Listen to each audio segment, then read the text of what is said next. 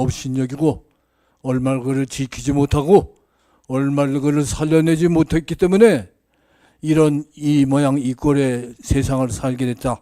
저는 그렇게 생각합니다. 오늘 정철승 변호사님 유명한 분이라서 여러분들 다 잘 알고 계실 겁니다. 이분이 검찰에 대한 검찰의 못난 짓거리 이런 것들도 얘기를 해서 우리가 미국의 앞잡이 나라로서 대통령을 미국 CIA의 조종과 지시에 의해서 뽑았듯이 우리가 새로운 사회, 새로운 나라를 지키고 살려내는데 좋은 일이 됐으면 좋겠습니다. 고맙습니다.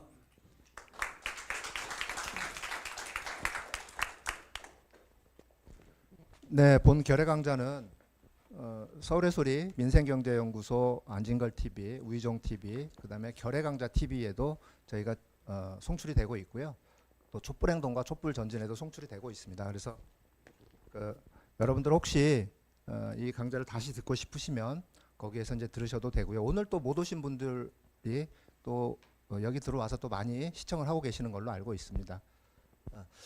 시간 저희가 좀 잠깐 말씀을 드리면요. 오늘 정철승 변호사의 우리 변호사님의 강좌는 1시간 정도, 1시간에서 1시간 10분 정도 진행이 될 예정이고요. 여러분들 질의응답을 좀 많이 받을 계획입니다. 그래서 오늘 여러분들이 이제 미리미리 또 질문을 좀 많이 준비를 해주셨다가 질문을 하시면 좋을 것 같고요. 강의가 마치는 대로 저희가 함께 또 사진을 기념 촬영을 또 진행을 하고 마치면 저희가 뒤풀이 장소로 이동을 하도록 그렇게 하겠습니다.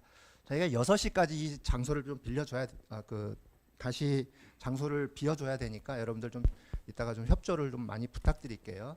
자, 그러면 오늘 강좌의 우리 메인 강사님이시죠. 우리 정철승 변호사님 모시고 우리 대한민국 검찰의 반민족성의 역사를 한번 듣는 시간을 갖도록 하겠습니다. 자, 큰 박수로 맞이해 주세요. 고맙습니다.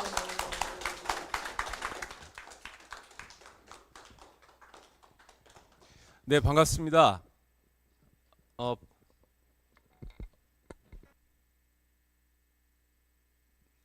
오늘 강사 정철승 변호사입니다.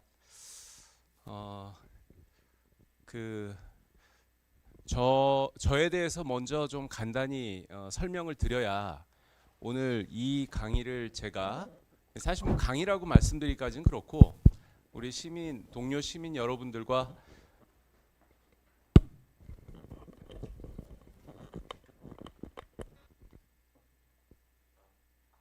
그 희한하게 기계들은 그 사전에 할 때는 잘 작동이 되는데 방송 시작하면 다 고장 나더라고요. 예. 제가 이 강좌를 우리 동료 시민 여러분들과 대화를 나누고자 하는 이 주제를 왜 선택하게 됐는지를 여러분들이 좀 이해를 하시기 위해서는 제가 어떤 사람이고 어떤 일을 하는 사람인지를 조금 아시는 게 도움이 되실 것 같아서 그 말씀을 조금 말씀드리겠습니다. 저는 변호사고요. 그 작은 법무법인의 대표 변호사를 맡고 있는데 제가 개인적으로 저희 외할아버지가 독립운동을 하셨던 분입니다. 여러분들 잘 아시는 일제강점기 때 만주에서 독립군을 양성했던 신흥무관학교라고 있는데요. 거기서 교장을 하셨고요. 그 다음에 신흥무관학교가 한 10년 정도 하다가 일본군에 의해서 만주 지역이 점령돼서 문을 닫았거든요. 그 다음에는 상해로 가셔가지고 대한민국 임시정부에서 또 독립운동을 해방 때까지 계속 하셨습니다. 이런 저희 집안의 사정 때문에 저는 광복회라는 독립운동가와 그 후손들로 이루어진 공법단체의 고문 변호사를 13년 동안 맡고 있고요. 이제 그러면서 2005년도에 노무현 대통령 때 친일재산 환수법이라는 법이 제정이 됐습니다. 그게 1949년도에 친일파들에 의해서 그 문을 닫게 됐던 반민특위 아시죠? 1948년도에 이 반민특위법이라는 게 제정이 돼가지고 그 친일파들을 단죄를 하려고 했다가 49년도에 친일파들의 반격을 받아가지고 좌절됐던 그 반민특위 이후로 친일파에 대한 단죄를 다시 하자라고 했었던 것이 바로 2005년도에 제정됐었던 친일 규명법, 그러니까 친일 반민족 행위이자 여부를 규명을 하고 그 다음에 친일 재산을 몰수하겠다라는 친일 재산 환수법, 이 두 가지의 법이 제정됐는데 그 법에 의해 가지고 친일파 후손들의 친일 재산을 그 친일재산 환수위원회라는 국가기관에 의해서 이제 계속 친일재산 환수 조치가 내려졌는데, 근데 뭐 해방된 지 60년이 넘었는데 돈이 될 만한 친일재산이 남아 있었겠습니까? 거의 대부분 돈 될 만한 거는 다 없어졌지만 주로 이제 부동산들, 되게 매각하기 어려운 쓸모없는 땅들 위주로 해가지고 친일재산들이 남아 있었어요. 이제 그런 땅들이 다 환수 처분됐는데 아주 그 재산 가치가 큰, 당시 가격으로, 그러니까 당시라고 한다면은 한 2005년에서 2010년경을 말하는데 그때 가격으로 한 300억 정도 가치가 되는 친일 재산이 발견된 겁니다. 그게 일제시대 때의 대표 친일파라고 불리는 이해승이라는 사람이 있어요. 이해승은 이씨 왕조의 거의 종손 같은 자였는데 일제의 회유책에 아주 적극 넘어가가지고 해방될 때까지 진짜 이거는 뭐 소극적인 협력 정도가 아니라 그냥 본인이 앞장서서 친일 행각을 했던 아주 가장 대표적이고 악질적인 친일파였는데, 그 이해승의 자손이 가지고 있는 땅이 있었는데 그 땅이 이제 발견돼 갖고 환수된 거죠. 그 친일파 후손은 뭐 여러분들이 잘 아시는 아주 큰 호텔을 가지고 있는 뭐 그런 자산가였는데, 그 희한하게 그 이제 모든 친일파 후손들은 친일 재산 환수 처분이 다 위법하다면서 소송을 걸고 그랬거든요. 그런데 뭐 법원은 뭐 전부 다 거의 뭐 100% 친일파 후손의 소송을 다 패소시켰는데, 희한하게 가장 거물 친일파 후손이 제기한 그 소송, 행정소송인데 거기에 대해서 1심 법원, 서울행정법원은 그 이해승 후손의 청구를 기각시켜 버렸는데, 그 희한하게 서울 고등법원에서 1심 법원을 취소시키고 친일재산 환수 처분이 위법하다 이런 판결을 내려버렸습니다. 그러니까 그 옛날부터 이런 말이 있잖아요. 거물 친일파는 단죄받지 않는다라는. 예. 그런 일이 2000년대 대한민국에서도 벌어졌던 거죠. 그 황당한 그 고등법원 판결을 남겼던 그 재판부의 부장판사는 박병대 씨라고 나중에 대법관까지 하고 사법농단 때문에 구속돼서 감옥살이를 했던 사람입니다. 그리고 그 배석 판사 중에 그 판결을 했었던 그 한 판사는 그 판결 내리고 몇 달 있다가 그냥 옷 벗고 변호사가 돼서 대형 로펌으로 갑니다. 참 그 어이없는 판결이어가지고 그 당시에 우리 사회적으로 큰 무리가 당연히 빚어졌겠죠. 그런데 이게 친일재산 귀속법이라는 법의 해석을 둘러싸고 1심과 2심 서울행정법원과 서울고등법원의 판결이 엇갈렸기 때문에 이건 당연히 대법원에서 정리를 해줘야 되는 사안이거든요. 그런데 놀랍게도 당시 대법원은 심리불속행이라고 해가지고 그냥 고등법원의 판결을 확정시켜 버립니다. 심리불속행은 뭐냐면 상고사유가 아니라는 그냥 형식적 판단으로 그래버린 거죠. 그게 아마 양승태 대법원장 때 일인 것 같은데, 자, 이런 어처구니 없는 일이 막 벌어지고 해가지고 2010년도에 거물 친일파 이해승의 그 300억 원대의 그 친일 재산은 결국 환수되지 않았거든요. 그 후로 계속 해가지고 그 대법원 판결 잘못됐다. 그 재판 다시 해야 된다. 재심해서 다시 해야 된다라는 요구가 빗발쳤지만 그 친일 재산 그 다음에 이명박 대통령이 되고 난 다음에는 친일재산 환수위원회를 그냥 해산시켜 버렸고요.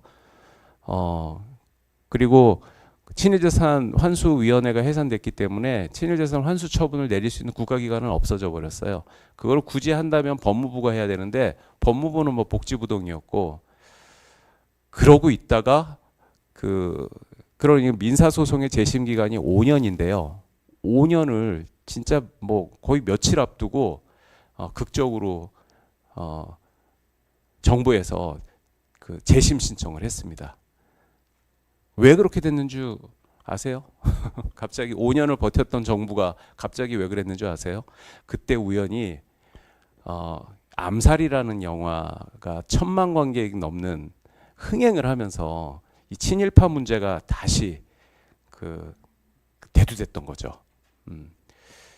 참 그것 때문에 그 여론에 밀려가지고 이제 막 하고 뭐 이렇게 했는데 결국 그 소송을 처음부터 다시 하게 됐는데요.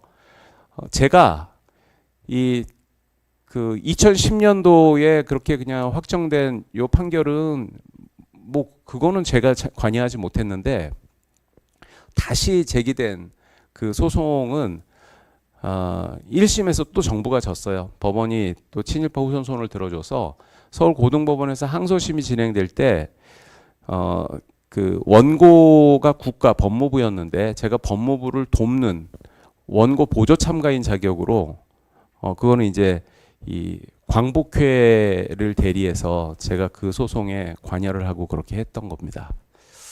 그래서 그 고등법원 그 법정에 제가 오히려 이제 그 주된 변호사의 역할로 법정 변론을 하고 이렇게 했는데 그때 제가 굉장히 그 깜짝 놀라면서 아주 마음이 아팠던 경험을 했습니다. 이 법대 위에 앉아 있는 판사들의 표정이 너무 싸늘한 거예요. 저는 왜 독립운동가의 후손이 국가에 대해서 친일 재산을 환수해야 된다라고 호소해야 되는지 참 그게 의아한 기분으로 그 법정에 들어갔었거든요. 아니 무슨 뭐 독립운동도 뭐 AS를 해줘야 합니까? 그리고 그렇게 해서 국가를 되찾았기 때문에 그 사람들이 그 고관 판사라는 그 자리에 앉아서 온갖 명예를 누리고 권세를 누리고 국민들의 세금으로 월급을 타고 전관이 되면 막대한 부를 누릴 텐데 그렇다면 그 사람들은 독립운동을 한 사람들을 은인처럼 생각해야 되는 거 아닙니까? 당연히 국가가 있고 나서 법이라는 게 있고 제도가 있고 판사가 있는 건데 그런데 대단히 싸늘했어요. 제가 국가를 위해서 이 잘못된 판결 친일파 후손이 면제받는 이런 판결이 내려지는 것은 이것은 나라의 정신이 나라 국민들의 정의관이 전도돼 버리는 일이라는 이런 생각으로 그 싸늘한 판사들을 설득하려고 진짜 간곡히 호소를 했거든요. 그런데도 그 재판에서 또 친일파 후손이 이겼습니다. 저는 진짜 피가 머리 끝까지 솟아오르는 그런 분노를 느끼면서 도대체 이 판사라는 사람들이 왜 이러나 라는 생각을 그때 2009년도에 처음 갖게 됐던 겁니다. 2019년도군요. 그래서 이제 저 사람들은 왜 일반 국민들하고 좀 다른 이런 역사 인식과 어떤 그 사회적 정의관을 가지고 있는 것일까? 이제 그런 관심을 가지고 뭐 여러 가지 문헌도 읽어보고 또 저 자신도 고민도 해보고 이제 그렇게 하면서 결론을 내린 게 뭐냐면 대한민국 법조인들은 DNA 자체가 반민족적이고 몰 역사적인 사람들이다. 이렇게 결론을 내리게 됐던 겁니다. 지금 여기서 대한민국 검찰이라고 얘기했는데 사실 법원도 똑같아요. 예, 판사, 검사 다를 거 하나도 없습니다. 다만 검사들은 앞서서 적극적으로 이런 반민족적, 몰 역사적, 반민주적 행태를 저지르는 것이고 판사들은 뒤에서 조용히 검사들의 그러한 행태를 방조를 하고 도와주죠. 역할 분담을 하는 것뿐입니다. 참 이런 얘기를 하는 것 자체가 굉장히 힘듭니다. 도대체 이 나라가 내 조국이 왜 이렇게 맨 위에 있는 가장 중요한 사람들, 사실 법조인들은 우리가 국민들이 정의를 맡긴 사람들이잖아요. 가장 믿을 수 있고 신뢰할 수 있고 존경받을 만한 사람들한테 어느 국가 사회든 정의를 맡깁니다. 그런데 어떻게 우리나라는 우리 국민들과 가장 유리된 정의관을 가지고 국민들이 절대로 뭐 존경은커녕 인정도 할 수 없는 이런 그 정의관과 역사 인식을 가진 사람들한테 이렇게 중요한 소임을 맡기게 됐을까? 우리가 뭔가 선택 판단을 잘못했던 걸까? 도대체 어디에서부터 이게 잘못 매듭이 됐을까? 묶여졌던 것일까? 이제 이런 문제의식을 가지고 봤는데요. 결론은 뭐냐면 우리가 잘못한 건 아닙니다. 우리가 잘못한 건 아니고 그냥 원래 나쁜 놈들이 단죄받지 않았던 거예요.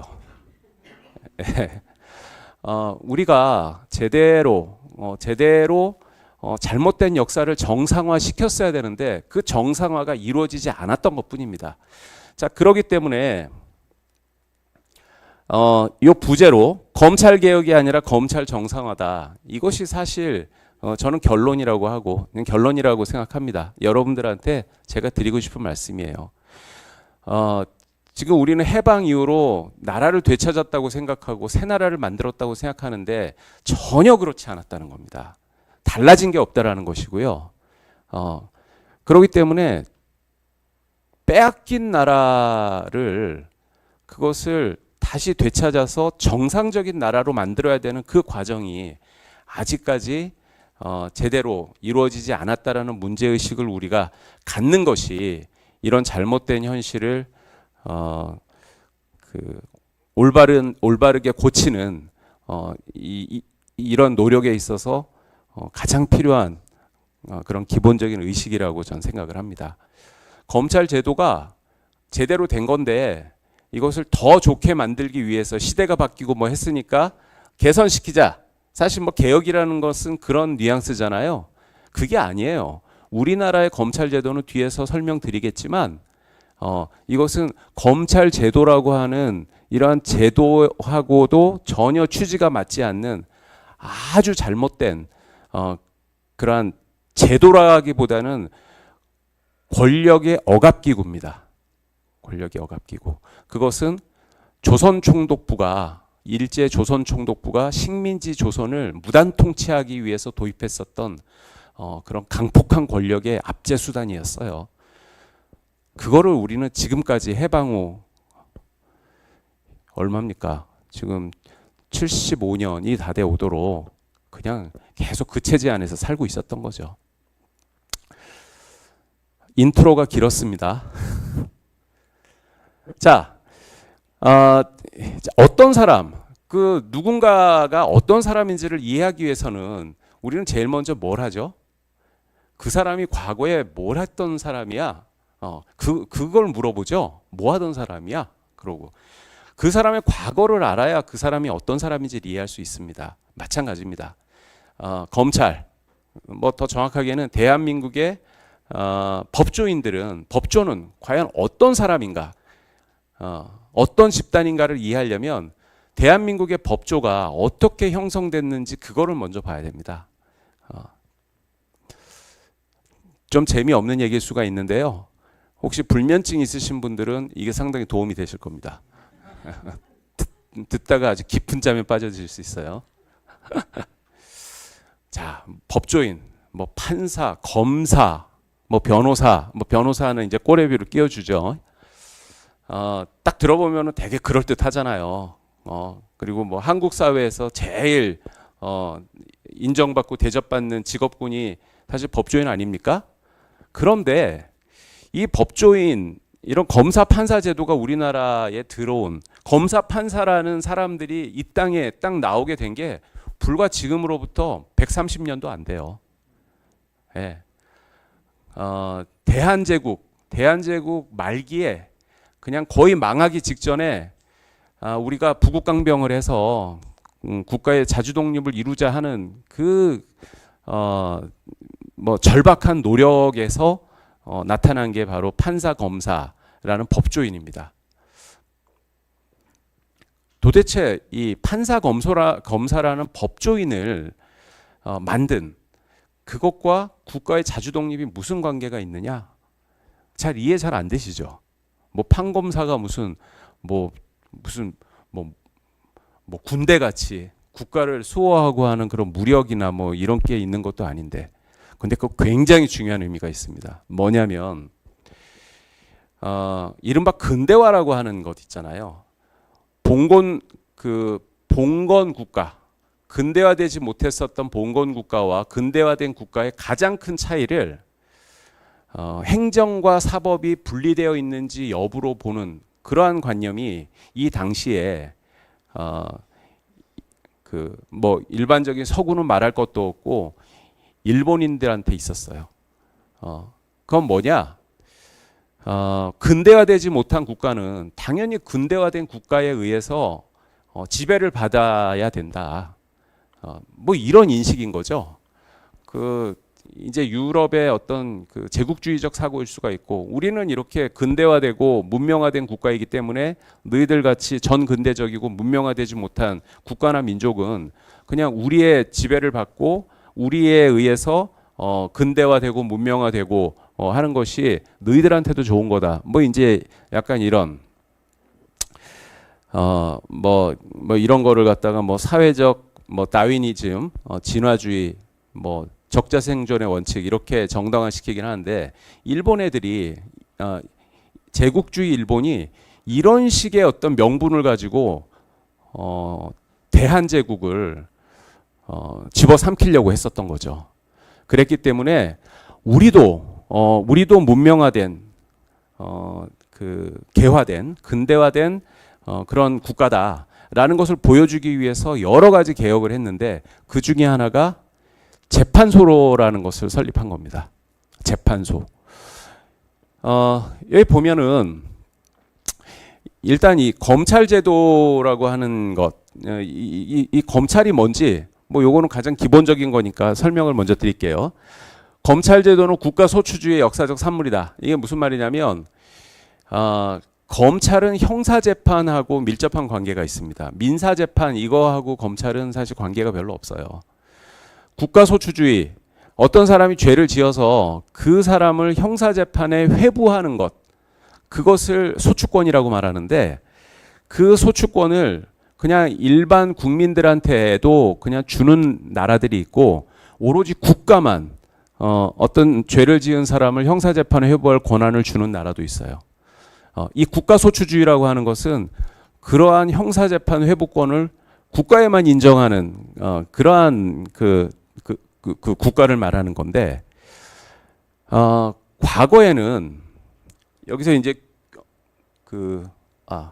규문주의라고 옆에 써 있잖아요. 이게 좀 어려운 말인데 뭐냐면은 형사재판에 회부를 하고 형사 판결을 내리는 사람이 동일인인 그런 것이 이제 과거에는 일반적인 제도였습니다. 희한하죠? 그러니까 검사와 판사가 그게 한 사람이에요. 동일인이에요. 그러니까 이제 무슨 짜고 치는 고스톱 같이 쥐가 회부하고 쥐가 판결 내리니까 당연히 개인의 인권은 보호될 수 없죠.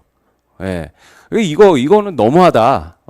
이거는 너무 합리적이지 않다라는 문제 의식에서 판결을 내리는 자와 이 형사 재판에 회부하는 자를 분리시킬 필요가 있다. 그러면 누구한테 형사 재판에 그 회부권, 그러니까 소추권이라는 걸 주냐?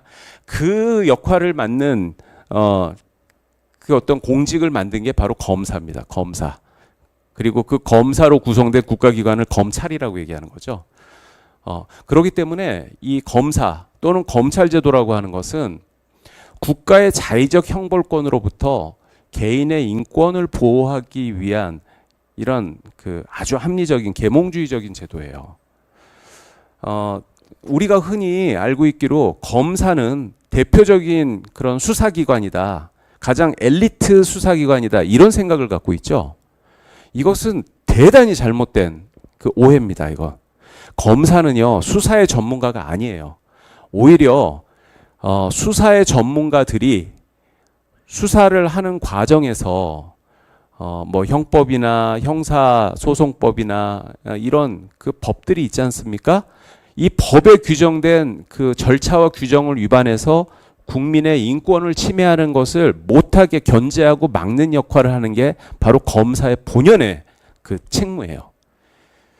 대한민국 검찰은 안 그러죠. 그러니까 대한민국 검찰은 정상적인 검찰이 아니라고 얘기한 겁니다. 예, 그 뒤에 보다 자세한 얘기를 계속 해드리겠습니다. 자, 그런데 이 한국의 독자적인 법률가칙은 19세기 후반 근대와 더불어 등장했다. 좀 전에 설명드렸죠. 조선시대 때도 사실 법률가들은 있었어요. 여러분들 잘 아시죠? 그 중인계층의 아전이라고 하는 사람들, 그 사람들 중에서 율학이라고 하는 것을 해서 뭐 과거 시험에 조선시대 때 과거 시험에 보면 잡과라고 해가지고 거기에 뭐 천문, 뭐 그다음에 기술직, 그리고 그 율과, 그거는 주로 무슨 뭐 경국대전이니 대명률이니 하는 그런 이제 그런 법에 대해서 이제 시험을 보는 과목이 있었다고요. 그런데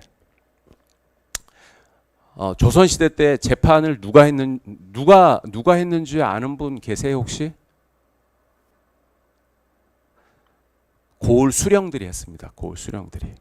관찰사, 부윤, 뭐 현감, 그러니까 흔히 우리가 아는 원님이나 사또라고 부르는 사람들이 하는 일의 70~80%가 재판하는 일이에요. 그 사람들이 무슨 뭐 행정을 행정 업무를 하고 그걸 하는 것 같죠? 아닙니다. 그 사람들 업무의 70~80%는 재판이에요. 그런데 문제는 뭐냐면 그런 그 사또 원님들은 무슨 법률화 과거에 급제를 해가지고 이렇게 이제 벼슬아치가 된 사람들인데 그 사람들이 본 과거에는 법률학이 없어요. 네, 다 무슨 뭐 유교 경전이니 뭐 신이, 그러니까 어떤 유교적인 그런 교양인으로서 필요한 그 인문적 지식 뭐 이런 것들만 평가를 하는 시험이 과거인데 그걸 잘하는 사람들한테 재판을 맡기게 하니까 이게 제대로 법이 적용되겠습니까? 예.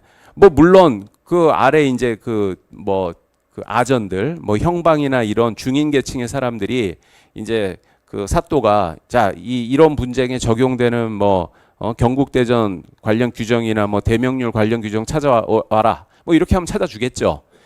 하지만 그 법 규정, 규범을 해석하는 어떤 트레이닝도 받지 못한 사또들이 이게 정확하게 하겠어요.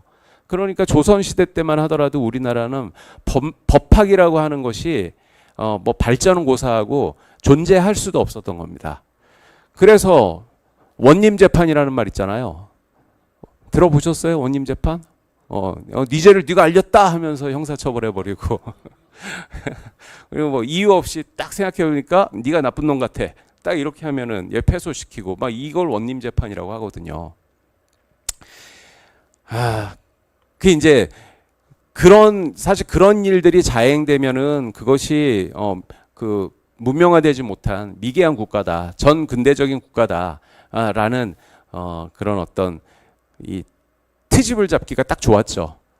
그래서 이제 그 제국주의 일본 놈들이 그 너희 대한제국, 사실 이제 제국이라고 부르진 않았어요. 대한국이라고 얘기를 했습니다. 그 제국이라는 표현은 그것은 일본인들이 약간 조롱조로 붙인 국명이었고요. 그 고종 황제가 새로 건립한 국가는 대한국이었습니다.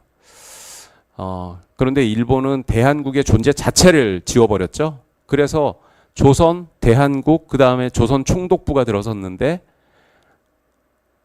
대한 총독부라고 안 했잖아요. 조선 총독부라고 해버렸잖아요. 일부러 우리 민족을 모욕한 거였죠. 그런데 여튼 이제 대한국으로 바꾸면서 우리도 재판소라는 걸 만들어 가지고 판사 검사를 임명을 해서 이 행정과 사법을 분리시키고 이 군대 국가로서의 이런 제대로 된 제도를 정비한다. 뭐 이제 이렇게 만들려고 도입이 됐던 거죠. 그래서 실제로 평리원 한성재판소 이제 이런 게 설립이 됩니다. 이게 1895년 3월에 재판소 구성법, 법관 양성소 규정이라는 게 제정이 되거든요. 이것을 얼마나 중요한 일이라고 생각했냐면 재판소 구성법은 대한국 법률 제1호예요. 1호. 제일 먼저 만든 거죠. 이 재판소 구성법을 만들면서 한성재판소, 평리원, 이 평리원은 고등법원에 해당되는 법원인데 이거를 설립을 하면서 판사와 검사 같은 법관을 양성하기 위해서 법관 양성소라는 것을 또 같이 만들어요. 그런데 이게 워낙 급하게 추진하다 보니까 이 법관 양성소는 고작 6개월 과정이에요. 6개월 과정.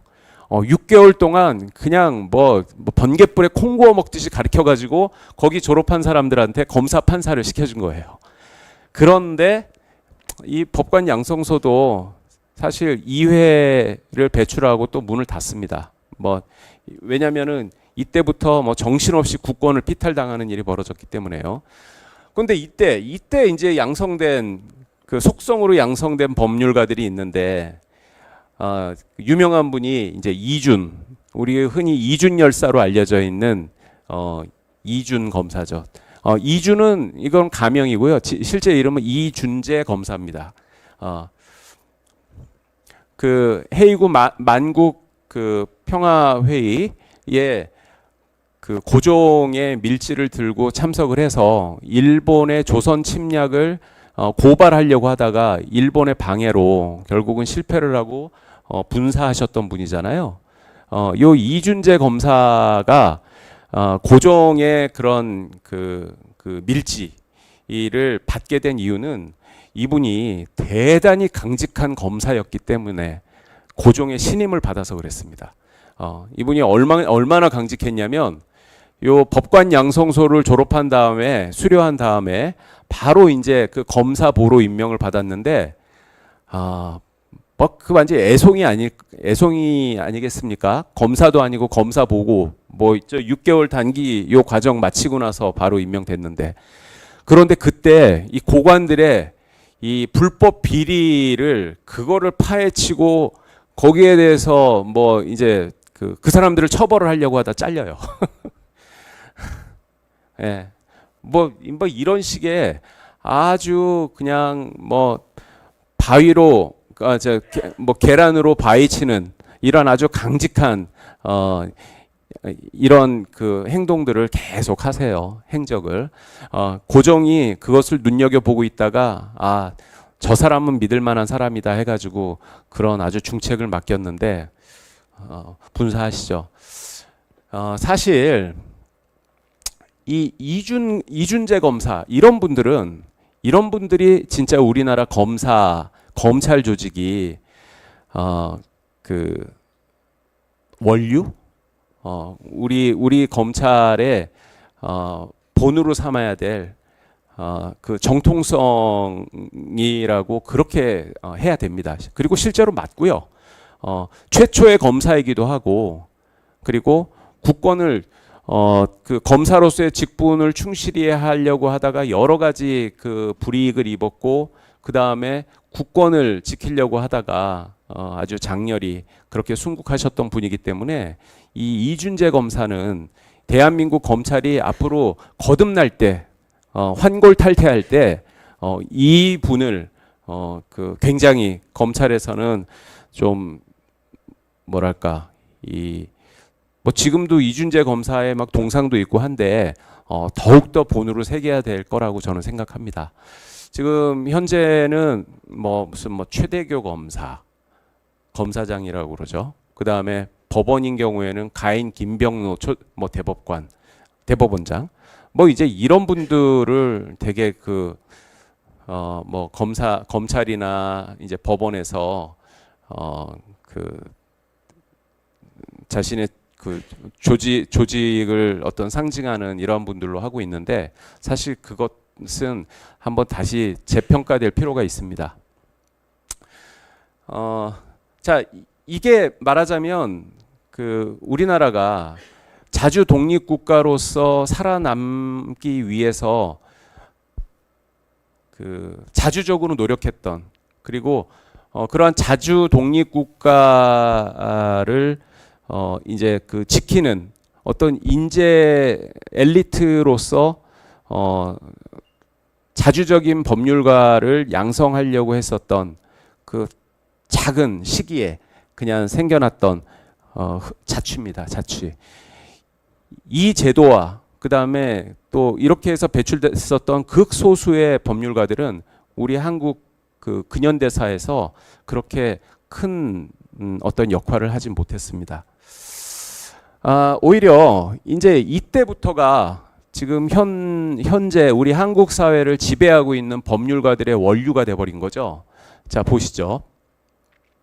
1905년이라면은 어떤 시기죠? 러일 전쟁에서 일본이 러시아를 이긴 바로 그 해입니다. 그러니까 이때부터 1895년, 10년 전인 1895년은 청일 전쟁을 벌여서 청나라를 이겨버리고요. 1905년에는 러시아를 이겨버리니까 이제 조선은 완전히 제국주의 일본의 그냥 먹이가 돼버린 거죠. 자, 이때 을사늑약을 체결해가지고 일제가 조선의 외교권을 뺏어버리죠. 그건 뭐냐면은 그냥 사람들이 안 보는 골방으로 데리고 들어간 겁니다. 뭐 그 안에서 그냥 뭐 때리든 어떻게 하든 아무도 볼 수 없게, 그게 바로 외교권을 뺏어간 의미거든요. 이때 통감 정치라는 것을 시작합니다. 통감 정치는 뭐냐면은 조선 총독부, 이것은 총독이 조선을 지배하는 제도잖아요. 총독 전에 통감이라는 말하자면은 총독의 역할을 했던 이러한 직책이 먼저 있었어요. 초대 통감은 그 유명한 이등방문이죠. 이등방문. 1905년에 그 일본이 조선을 지배하기 위해서 임명한 통감은 이 조선 총독하고 같은 권한을 가지고 있는 자인데 그 뒤에서 설명드리겠지만 조선의 식민 지배는 일본의 군사적인, 그러니까 걔네들의 자주국방을 위해서 굉장히 그 아주 필요한 조치라고 판단을 하고 적극적으로 진행이 됐었던 일입니다. 그 사람들이 우리 일본의 생명선을 확보하기 위해서는 조선반도, 한반도를 우리가 지배해야 된다, 이런 논리로 조선 침략과 식민 지배를 시작했던 거거든요.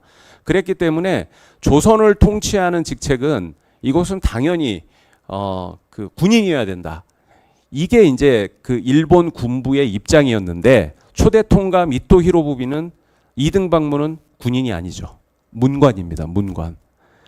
그런데 이 통감은 군대를 지휘할 권리가 있거든요. 그래서 그 일본 군부 역사에서 이게 대단히 좀 특이한 일이에요. 문관이 일본의 한반도에 진주하고 있는 군대에 대한 최종 지휘권을 갖게 된 일. 그 이후로는 일본은 절대로 이런 일이 되풀이되지 않고 있습니다. 일본 군부가 이 당시에는 이등방문의 그 압도적인 카리스마 때문에 군부가 그냥 물러섰지만 그 이후에 조선에 대한 이 조선 총독부 지배가 그 이제 그 실시됐을 때는 우리나라의 그 부임한 총독이 총 8명이거든요. 9대에 걸쳐서 8명의 총독이 부임했는데 그 8명 중에서 7명이 육군 대장이고 딱 1명이 해군 대장이었어요. 그러니까 얼마나 무식하게 무단 통치를 했겠습니까? 그 군바리들이. 그리고 그 권한도 뒤에 보면은 이거는 무슨 왕도 아니고 황제의 권한을 가지고 있어요. 자, 그래서 이제 이런 식으로 조선을 먹어버린 이 통감 통치, 실질적으로 그냥 통치를 시작을 한 건데, 이 전에 이제 완전히 먹혀버리기 전에, 그러니까 완전히 먹혀버린 거는 1910년도겠죠. 한일 합병이 됐을 때 완전히 막혀버렸는데, 그 전에는 뭐 자주적인 법률가를 양성하기 위해서 국비로 해가지고 뭐 일본이나 서구에 유학을 보내고 또 뭐 법관 양성소를 만들어서 속성으로 법률가들을 양성하고, 또 이거는 이제 사립학교인데 보성 법률 전문 학교라는 것을 또 만들어 가지고 이렇게 막 그 열심히 법률가를 양성을 했는데 역부족이었어요. 역부족이었고, 다 이런 이제 관비 유학생, 이것은 1905년 이후로는 뭐 당연히 그냥 끊어져 버렸고요. 법관 양성소도 2회를 하다가 끊어져 버리고, 보성 법률학교는 계속 탄압을 받았고. 자, 그런데 이 1905년에 변호사법이라는 것이 법률 제5호로 제정이 돼요. 자, 지금 변호사는 말입니다. 우리나라의 변호사는 1905년에 처음으로 그 변호사 제 1호가 이때 나타납니다. 이때 1905년에 변호사법을 급하게 공포한 이유는 일본은 이때부터 23년 전에 변호사 제도를 시행했거든요. 일본의 변호사들이 그 조선에 와가지고 그냥 별짓을 다 해버렸어요. 그러니까 이제 이 당시 이 대한국에서도, 대한제국도 야 이거 놔두면은 이거 안 되겠다 싶어갖고 부랴부랴 변호사법이라는 거를 만들어가지고 변호사 제도를 시행을 했습니다. 이때 1호 변호사가 홍재기 변호사라는 분이에요. 홍재기. 제가 이 모든 변호사들은 자기 번호가 있거든요. 등록번호라고 하는데 저는 6851번입니다. 제가 이거는 무슨 뜻이냐면 1905년 11월에 1번으로 등록된 홍재기 변호사 이후로 2번, 3번, 4번, 5번 해서 제가 2002년도에 변호사 등록을 했는데 제가 6851번째 변호사 등록을 한 사람이란 뜻이에요. 놀랍지 않으세요? 100년 동안 이 나라에 6851명, 저까지 법률가가 그냥 6800명만 있었던 거예요. 100년 동안에. 그러면 1년에 뭐 몇 명씩 배출됐다는 얘기입니까? 68명 정도겠죠? 70명도 안 되는. 그러니까 제 이전에는 굉장히 그 법률가들이 배출이 굉장히 적었어요. 이게 80년대 전두환이 전두환 씨가 이게 법조인들이 너무 이게 말을 잘 안 듣고 한다라고 해가지고 그냥 사법시험 합격자들을 확 늘려버렸거든요. 몸값을 떨어뜨려 버리겠다고. 그래 가지고 이게 평균 6, 70명이 된 거지. 그 전에는요 한 해 배출되는 법조인들이 30명이 채 안 됐어요. 그러니 얼마나 이 사람들이 특권 의식이 있고 선민 의식이 있었겠습니까? 이제 이것도 사실 우리나라 법조인들의 그 반민중적, 반민주적 행태 DNA의 큰 원인이 됐죠. 아주 특권 계급이었거든요. 자, 그런데 뭐 이렇게 뭐 변호사 제도를 시행했지만 뭐 그 기울어져가는 국가는 어쩔 수 없었기 때문에 1907년 정미 7조약을 체결한 다음부터요 완전히 사법권이 탈취돼 버립니다. 완전히. 이때 한일합병 전인데 어떤 일이 있었냐면 이토 히로부미 이등박문이 모든 재판소에 일본인 보좌관을 다 임명을 해가지고 그 보좌관이 그냥 그 실세가 돼가지고 좌지우지 다 해버렸어요. 뿐만 아니라 1907년에는 조선에 있는 모든 법원장과 검사장을 일본인으로 임명해 버립니다. 뺏긴 거죠. 1909년에는 이때 총독 정치, 아직 조선 총독부가 그 설립되기 전이잖아요. 이런데도 그냥 판사 검사 임명을 그냥 통감이 해버려요. 일본 통감이. 그런데 자, 이 최초의 1909년에 임명된 판사의 숫자를 보면 일본인이 192명, 조선인이 88명이에요. 일본인이 2배 이상 많죠? 이미 이제 일본이 지배를 한 거죠. 이 별로 중요하지 않은 재판들만 또 조선인들 사이의 분쟁에 대해서만 조선인 판사들이 판결을 하도록 했습니다. 그런데 이게 더 의미심장한 건 이 검사의 숫자입니다. 일본인이 57명인데 반면에 이 조선인 검사가 7명에 불과해요. 자, 이 숫자, 이게 의미하는 이 숫자의 의미, 여러분들 금방 좀 짐작이 가시죠? 이 검사는 말입니다. 이 검사는 일본의 조선 통치에 이 그 복무하는 그러한 역할이 굉장히 중요했다라는 뜻이에요. 그런데요, 이 판사와 이 검사는 말이에요, 일본에는 갈 수가 없는 판사와 검사예요. 왜? 뒤에서 설명드리겠지만 조선은 일본의 헌법과 법률이 적용되지 않았어요. 이때는. 이 판사와 검사는 일본의 통감과 또는 조선 총독이 그냥 자기가 자의적으로 임명해버리는 사람이었어요. 그러니까 더 조선 통치에 적합한 사람들을 그냥 막 임명해버릴 수 있었던 것이죠. 뿐만 아니라 1913년 이때는 이제 조선 총독부 시대인데 이때 조선 총독부가 사법관 15제라는 것을 또 그 제도를 만들어요. 이게 뭐냐면 시험에 합격한 사람이라 하더라도 바로 검사 판사로 임용하는 게 아니라 1년 6개월 동안 사법관 15라는 직책을 맡겨가지고 일을 시켜보고 계속 그 사람을 평가하는 거죠. 이게 그 검사 판사를 시킬 만한 자인가. 자, 그래서 일제강점기에 이제 비로소 오늘날 우리 대한민국의 법조인들이 그 모든 학문 분야에는 다 뭐 종교도 마찬가지고 뭐 시조, 뭐 태두, 뭐 이런 존재들이 있지 않습니까? 예.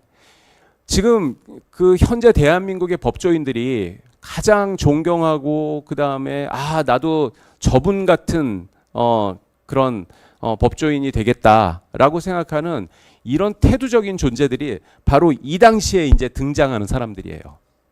일제 강점기에 조선인이면서 법률가가 된 사람들이죠. 그런데 일제 강점기에는요, 뭐 해방 직후도 마찬가지인데 이게 법률가가 되는 방법들이 굉장히 다양했어요. 그걸 알아야 됩니다. 왜 그걸 알아야 되는지는 뒤에서 설명드리겠습니다. 먼저 그 일제 강점기 때 조선인 법률가들 중에서 가장 그 최고의 엘리트로 인정받았던 사람들이 누구냐면 일본의 고등시험 사법과에 합격한 사람들입니다. 이 사람들은 일본 동경에 가가지고요, 일본인들하고 똑같은 조건으로 그냥 사법시험을 본 거예요. 사법시험을. 그래가지고 합격한 사람들이죠. 그 뭐 지금은 사법시험이 폐지됐지만 뭐 얼마 전까지 뭐 몇 년 전에 폐지됐는지 제가 기억이 안 나는데 우리나라에서도 제일 어려운 시험은 사법시험이라고 그랬잖아요. 예. 그런데 이 당시 일본 사법시험은요, 고등시험 사법과는 우리나라의 사법시험보다도 훨씬 더 어려웠던 시험이었던 것 같아요. 왜 그러냐면 보통 한 해에 한 200명에서 300명 정도가, 그러니까 일본이 지배하던 모든 영역에서 일본 제국이라고 하는 모든 거기에서 뭐 한 250명 이내로 선발이 됐고 그 사람들은 다 전원 검사 판사로 뭐 특별히 예외적인 사유가 없으면 다 임용이 됐었다고 합니다.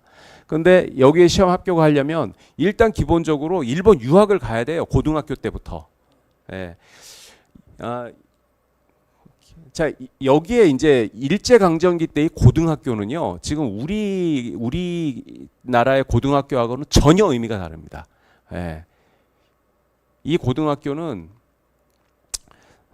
대학교 한 1, 2학년 과정 정도의 그 교육 수준을 가진 학교고요. 그다음에 명문 고등학교에 진학하는 것은 그 다음에 무슨 제국대학 뭐 일제시대 때 그런 고등교육기관들이 있었잖아요.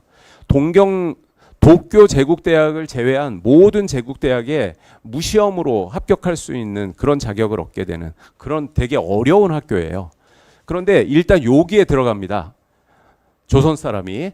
그리고 나서 고등학교를 마치고 제국대학에 가서 법학을 배워야만 일본 고등시험 사법과에 응시할 수가 있어요. 우리 국내에서 이렇게 하기 위해서는 경성법전, 그러니까 뭐 서울대 법대의 그 원조라고 하죠. 이게 경성법전이 나중에 이제 경성제대 법문학부로 바뀌는데, 이제 요런 데에서 나와서 뭐 또 일본 대학교로 유학을 가든지 아니면 뭐 어떻게 해가지고 뭐 보면은 이제 뭐 법원에 무슨 시보가 아니라 직원으로 하면 서기나 뭐 이런 걸로 한 몇 년 근무하면서 시험 공부를 해가지고 응시하고 붙고 그렇게 하더라고요. 자, 이 일본 고등시험 사법과에 붙은 사람들은 이거는 내가 진짜 판검사 한번 돼보겠다 이렇게 독한 마음 먹고 응시하는 사람들이고, 이 사람들은 당연히 법률 지식은 말할 것도 없고 일왕에 대한 이러한 충성심이 확실하게 인정이 돼야 판검사를 시켜줬겠죠. 일제강점기 때. 이런 사람들입니다. 이 출신들이 그 이름을 쭉 얘기하면은 여러분들도 아실 만한 쟁쟁한 사람들이 다 여기에 해당되는데, 이 사람들은요 변명할 수가 없는 친일 부역자들이에요. 이 사람들이 해방됐을 때 전전긍긍했습니다. 자기네들을 생각해도 자기네들 같은 사람들은 처단돼야 되거든요. 자, 여하튼 이 사람들이 일제강점기에 그 가장 최고의 엘리트 법률가로 그렇게 인정받았던 사람들이고, 그 다음은 일본 변호사 시험 합격자. 이 일본 변호사 시험은 요 고등시험 사법과보다는 좀 격이 한 단계 아래 시험인데, 이거는 그래도 일본 본토에서 하는 시험이고, 이거에 합격하면 일본에 가서도 변호사 역할을 할 수 있으니까 이게 요 다음으로는 좀 윗급이죠. 그 다음이 조선 변호사 시험이에요. 이거는 총독이 시행하는 변호사 시험인데, 여기에 합격을 하면은 우리 조선에서만 변호사 할 수 있었던 거죠. 그래도 이제 우리 한국에서는 법률가 군이죠. 그 다음에 이제 기타 그 대한제국 때 이때 이 법률가들, 그때 판검사 됐던 사람들, 그 다음에 대한제국 때 변호사 시험 합격했던 사람들, 그 다음에 조선 총독부가 그냥 총독이 자기 마음대로 판검사 시켜줬던 사람들이 있어요. 이제 그 중에 한 분이 가인 김병로 선생이에요. 예, 그 사람은 가인 김병로 선생은 시험에 붙어서 법률가가 되지 않았습니다. 그 무슨 보성 전문인가 경성 전문학교에서 그 법률 강사를 하다가 그냥 그걸로 해가지고 총독이 판사로 임명을 해줬던 특이한 전력을 갖고 있습니다. 자, 그러면은 이런 일제강점기의 법조인들이 이렇게 양성이 됐는데, 이렇게 양성된 법조인들이 그냥 어려운 시험 합격해서 법률가가 됐다라는 이유로 이 사람들이 반민족적이다, 모력사적인 DNA를 갖고 있다라고 말할 수 있을까? 이런 의문 생길 수 있잖아요. 그걸 이해하기 위해서는 일제 무단 통치, 특히 조선 총독의 절대 권력에 대해서 좀 이해하실 필요가 있습니다. 조선을 완전히 이제 병합하기로 결정을 하고 일본에서는 조선 총독부 관제라고 하는 것을 제정을 합니다. 이 칙령이라고 하는 것은 일본 왕이 직접 제정한 그 법률이란 뜻인데, 첫째, 조선에는 일본의 헌법 시행하지 않고 총독이 천황의 대권에 따라 정무를 통할한다. 둘째, 총독은 천황에 직접 예속되어 조선에서 일체 정무를 통할한다. 셋째, 총독에게는 대권의 위임에 의하여 법률 사항에 관한 명령을 발동할 권한을 부여한다. 넷째, 조선의 정치는 되도록 간이하게 함을 요지로 한다. 따라서 정치기관 역시 이에 따라 개정하거나 폐지한다. 요 정치기관 역시 개정하거나 폐지한다라고는 썼지만 폐지했죠. 조선인은 정치 영역에 절대로 관여할 수 없도록 만들어 버렸죠. 자, 이거는 결국 무슨 뜻이냐 이겁니다. 조선 총독은 조선에서 군사권, 행정권, 입법권, 사법권 등 절대 권력을 갖고 조선은 일본의 헌법과 법령이 적용되지 않으며 일본의 의회와 사법기관의 민주적, 법치주의적 통제도 받지 않는다. 이 의미입니다. 그래서 일제강점기의 조선 총독은 왕보다 이 당시에 일본을 명목상 다스리는 자가 일본 천황, 일왕이었잖아요. 그런데 일왕도 일본의 의회와 사법부의 민주적 통제를 받았어요. 예. 그러기 때문에 그런 것도 전혀 받지 않고 있는 조선 총독은 일본의 천황, 일왕보다도 훨씬 강력한 권력을 행사했던 겁니다. 이 사람은.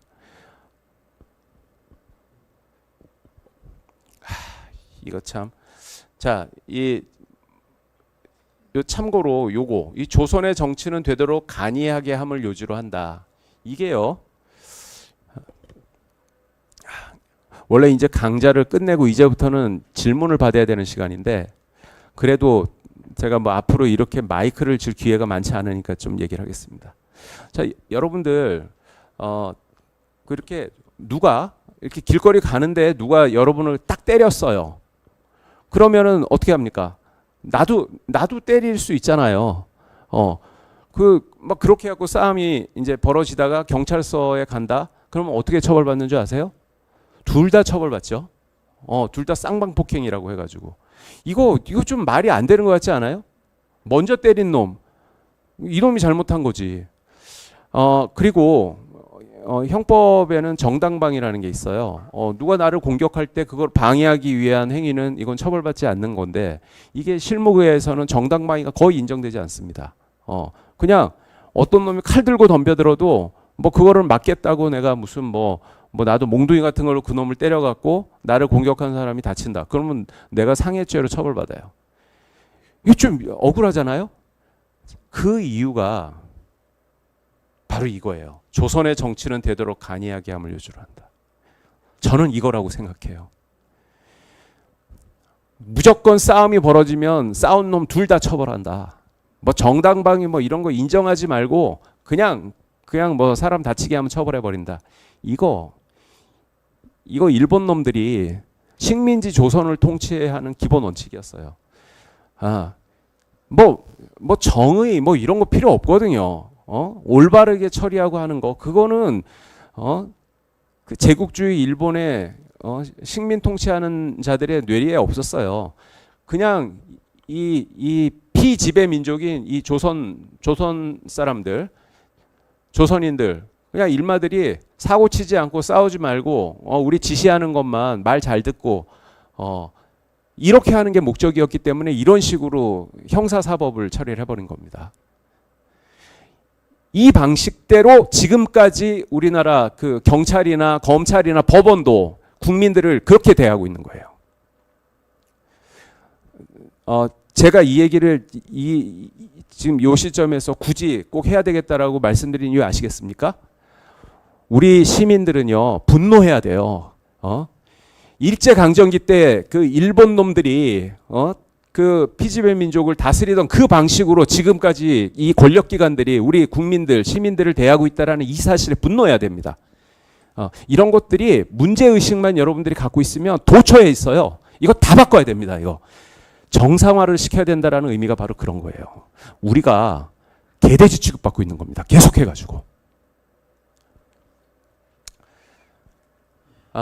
자, 이렇게 도입된 이 검찰 제도는요, 말은 일본 본토에서도 검찰 제도라는 게 있었겠죠, 당연히 있겠죠.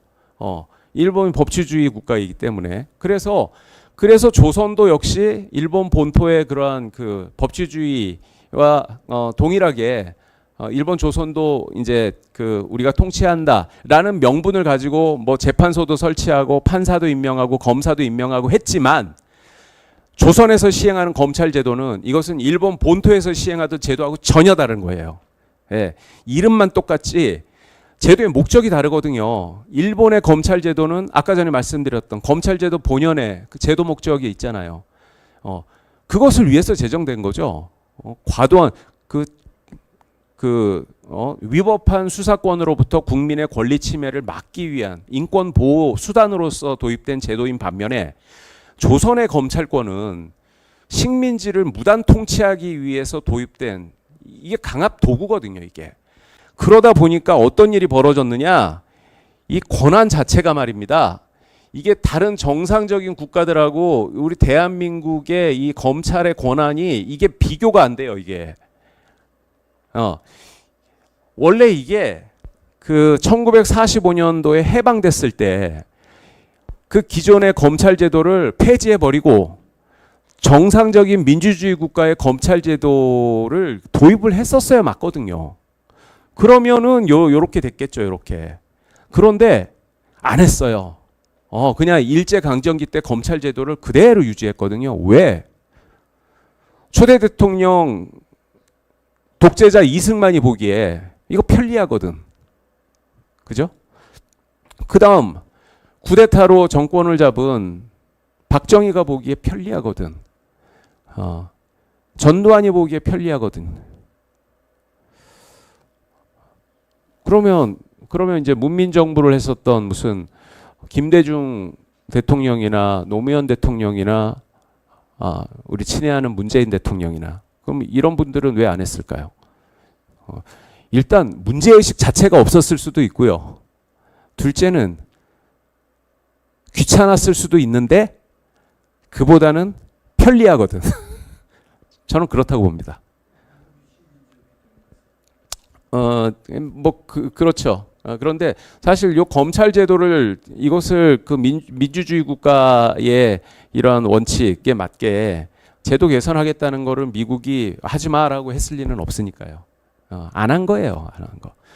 자, 대한민국은 말입니다.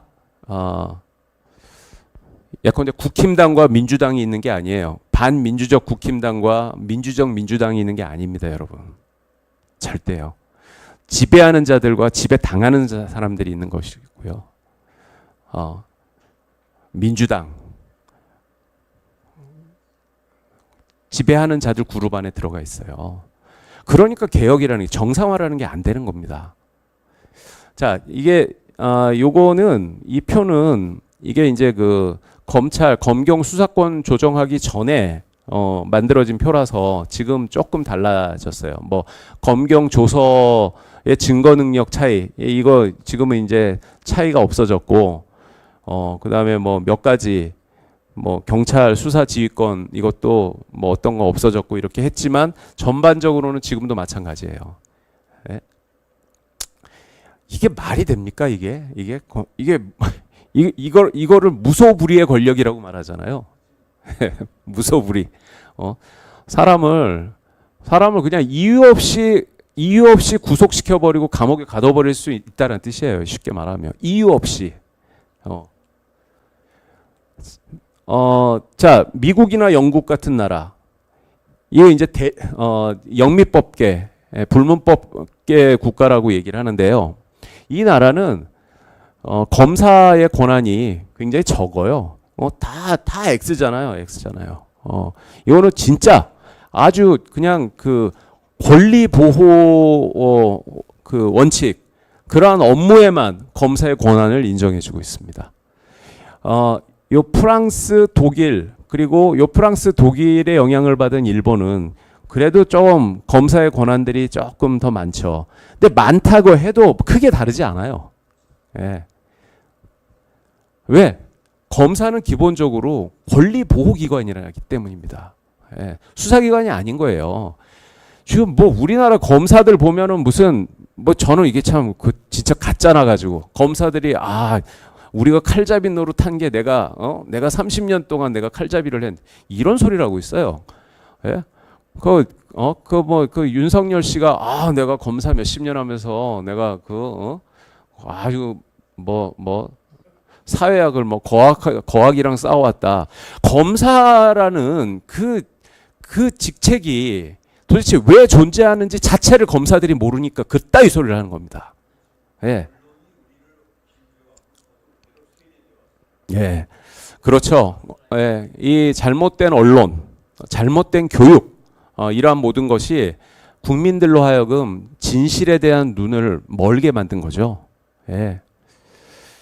참 얼마나 부끄러운 일입니까? 예? 공무원이 자기가 무슨 일을 해야 되는지를 모르고 30년을 그 공무원을 해왔다라는 거죠. 그리고 해서는 안 되는 일을 수십 년 동안 하는 바로 그것을 자기의 권력으로 만들고 마구 진짜 칼처럼 휘두르는 짓을 검사들이 해온 거죠. 그러니까 검사들은 욕먹어야 됩니다. 예, 욕먹어야 돼요.